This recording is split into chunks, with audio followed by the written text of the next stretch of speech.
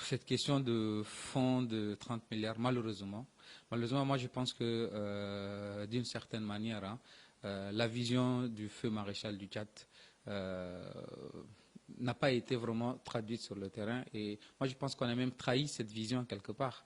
Aujourd'hui, un fonds de 30 milliards, c'est quand même beaucoup. Nous n'avons pas vu même à l'époque des microcrédits, à l'époque de la création du ministère des microfinances, de tels fonds dédiés uniquement à la jeunesse. Ces fonds est venu effectivement, le feu maréchal avait une vision assez claire pour accompagner la jeunesse, avait compris la jeunesse et a voulu vraiment répondre à ses préoccupations.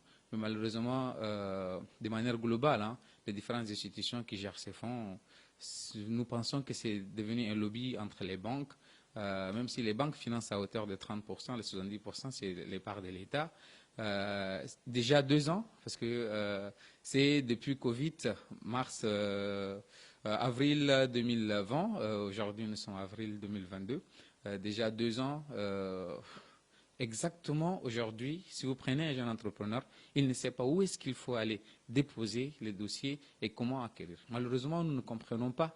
Au fait, c'est cette navigation sous-marine de ces fonds qui est dédiée à la jeunesse et malheureusement, cette jeunesse n'est pas informée. Le ministère communique souvent quand il y a des résultats, c'est-à-dire qu'on a donné 300 millions à 10 jeunes, on a donné 500 millions à 30 jeunes sur l'ensemble du territoire.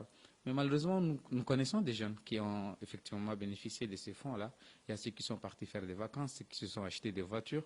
Et il y a ces vrais entrepreneurs qui sont sur le terrain, qui sont en besoin de ces fonds-là, qui ne savent pas exactement comment accéder.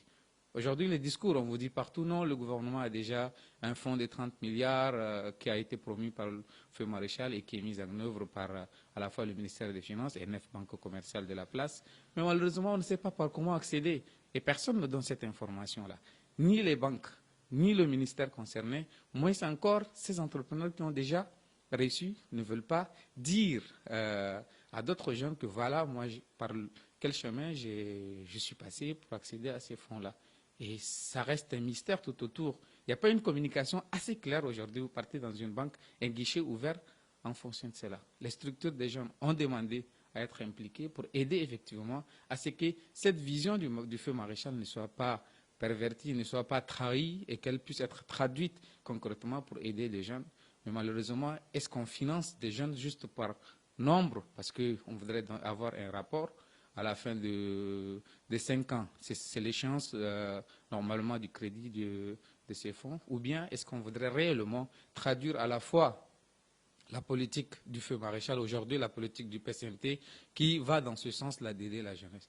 Malheureusement, si c'est ainsi nous continuons, nous allons, après 10 ans, continuer à financer des centaines et des centaines, peut-être des milliers de jeunes, mais sans avoir des réels entrepreneurs sur le terrain qui puissent créer cette différence-là, être des modèles, qui puissent créer des entreprises jeunes, à la fois recruter, mais à la fois être compétitifs sur le terrain de l'entrepreneuriat à travers leurs produits et services.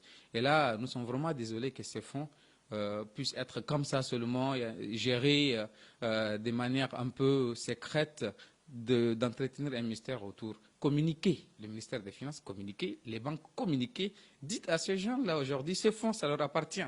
Moi, je ne sais pas si les informations arrivent au niveau du PCMT ou pas, mais réellement, aujourd'hui, sur le terrain, les entrepreneurs tchadiens, de manière globale, les jeunes, n'ont pas accès à ces fonds-là. Malheureusement, il faudra le dire à un moment donné. Après 2 ans, je pense que notre retenue ne doit pas être considérée comme une faiblesse. C'est parce que nous voulons aider, nous voulons accompagner.